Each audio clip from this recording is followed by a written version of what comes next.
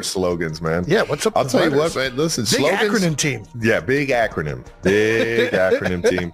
We got a few of them. BAMF is another one that you guys haven't heard yet. Yeah, BAMF is another badass motherfucker. I think I know that one. All right. Maybe. The thing is that's why it's an acronym. Is so you can say it. Don't have to worry about getting fined. There you go. It's sometimes you just got to throw an acronym together, a slogan together, and get the team, all under one understanding of how we're about to go about our day. And I think Coach Nagy and the offensive staff, we came up with this in I think OTAs. Yeah. And kind of like wanted to make sure that everybody was on the same page on how we were going to get things done, how we were going to go to work every single day, the type of mindset that you need to have. And coaches come up with these slogans all the time, brother. This isn't as you know, this isn't the first slogan to ever, sometimes it's the acronyms, and you got like hold the rope. I do like when it's more, rope, yeah. I do like the feed the fire, fuel the fire, chop wood. Yeah. And then you just circle the wagons. There's a nice little when you have a team motto, and I think it comes from Navy SEALs and military world where you have a one-word phrase and it just snaps people back into locking in, right? Yeah. And that's what this is usually used for. Do you remember ours at Cincinnati? DEFWU, baby. DEFWU. Don't ever fuck with us. Yeah. Broke it down. That was a big Derek Wolf. Was that Derek Wolf or was that a big red thing with Zip? Do you remember? I don't know where it originated, but it was definitely that Eastern Ohio Valley. Yeah, exactly. But yeah, that was a big one for us. Yeah, the acronyms are always fun for sure, especially if you get a good one.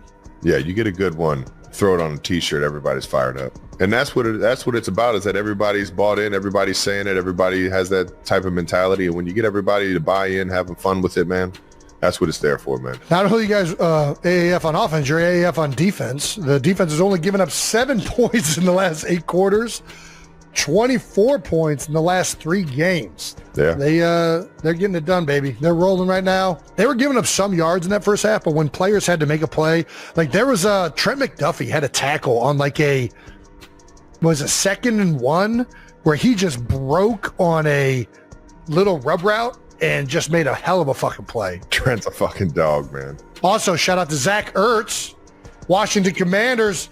The other 36, was he 36 too? He's definitely year 13. I think he's 34, turning 35 maybe. All right, a little bit younger. Yeah, he was a 4-year college guy. 4-year college guy. There you go. Yeah, Stanford. Yeah, he might have been 3. Shit. Not just any college. Yeah.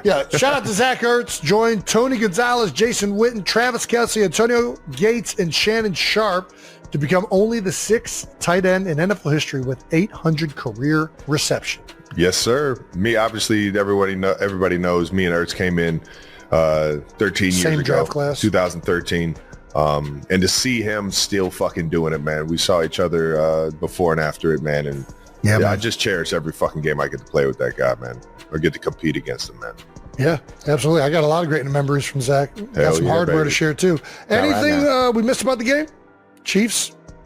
No, man. We're rolling, baby. We're rolling. We got a big one this week against Buffalo on a short week, man. And the Bills got rolling again this past week. They were part of that, some of those blowout games that we saw on Sunday. And they put up 40? Is that right? Yeah. I mean, they can score with the best of them, baby. James Cook had over 220, 30 yards, something like that. Getting him the ball is pretty goddamn good. It's good strategy. Good strategy, yeah. So hopefully we can slow that down and keep putting up points like we've been putting up over the past couple of weeks.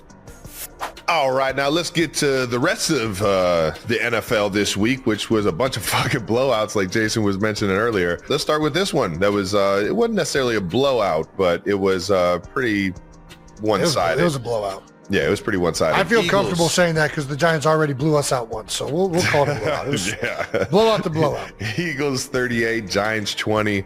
Obviously, one of the biggest storylines of the NFL is Scadaboo had a pretty aggressive ankle injury. Sending all the love to him. Hopefully he can get back, man. The NFL absolutely loves a motherfucker like that. Just a tough as nails dude. Hopefully he gets back in tip-top shape. Big Dom DeSandro sent over some pizza and cheesesteaks. I mean, the guy got a standing ovation as he was getting carted off. Nobody wants to see one of the most loved players in the league get hurt like that. And obviously what that guy's meant to football over the past couple of weeks has been pretty fucking fun to watch. So hopefully he gets back healthy and back to running dudes over and being the epitome of a fucking NFL football player, man. Yeah, man. I think that you saw, like, the link can be brutal to opposing players and fans. Especially like I've seen rival teams. Yeah, I've seen the link not handle opposing players getting injured well before, and I don't think it was intentional. Like, I think they're just excited about a big hit or something happening, but it was so apparent how much respect everybody in the NFL has for this guy and how he plays the game. Like, he got a standing ovation getting off the field. Like, very excited to see the future that Cam Scadaboo has in this league, and in such a short time to entrench yourself with that much respect in this league just shows. I try and tell young players this all the time. Like, players like, oh, the fans are on me about this, or, I'm getting unfair criticism. Dude, if you just go out there and you play with reckless abandon, you will get cheered. Like, and I bring this story up all the time. Zach Ertz got crushed for a week or whatever. The first catch he had, he went out there and he ran through like 3 people, broke 3 tackles, and it was like being carried forward. And you know what happened? You know what the fans did? They fucking erupted in cheers. I don't want to hear like, oh, like they're saying mean things. Like, motherfucker, you control it. If you go out there with great energy and effort, you will be loved in the sport of football. That's one of the beautiful 100%. Things about the sport. Yep. People love guys that just have relentless motors. So that requires zero talent. That's just the reality of it. That's so spot on, man. Well, get healthy, big guy. Enjoy those cheesesteaks Dom dropped off. But let's get to this game. Initial thoughts on the game, Jason? I mean, this is exactly what we've been waiting to see. I mean, we've known that the Eagles are talented and that if they can play up to what they're capable of, that they are a very dangerous team. And obviously the Giants have been clicking. They've been playing well recently with Jackson Dart, Cam Scadaboo, although he left early, and I do think that took some wind out of their sails. The Eagles are rolling right from the get-go. It started with the second play of the game with that Saquon Barkley huge rushing touchdown. It never stopped. I mean, we've been waiting to see the ground game get going. And a lot has been made about Jalen Hurts in the passing game. And that started to get fixed the last couple weeks.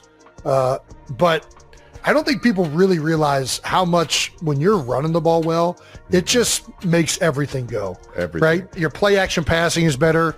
You're in less third and long situations. You're in more third and manageable, even when you get to them.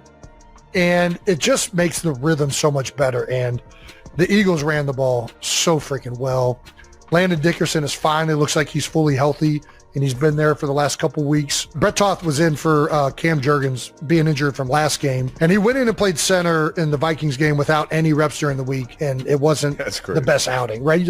That's a tough situation to be thrown into, right? Like, you work on guard and these other things all week, and all of a sudden you're live in the game doing the snaps. And he bounced back, man. There was a lot of criticism all week about the previous game and one of his games at guard, and he honestly was one of the best players up front for him throughout the day. He had a bunch of crucial blocks.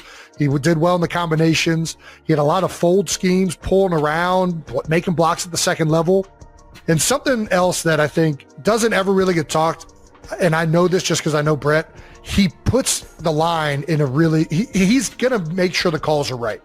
And that is such a big part of having a backup going at center. Because if you're not all on the same page, it's not communicated well, it can make everything fall apart. Fuck yeah. And you could see that those guys were in sync and that everybody was on the same page. And that's half of being successful in the run game. 9 times out, especially if you got great players, which the Eagles do. You get bodies on bodies, baby. You give a guy like Saquon a chance, man. We're rolling. Brett, you got to give him his flowers. And I know Philadelphia already had an outstanding game.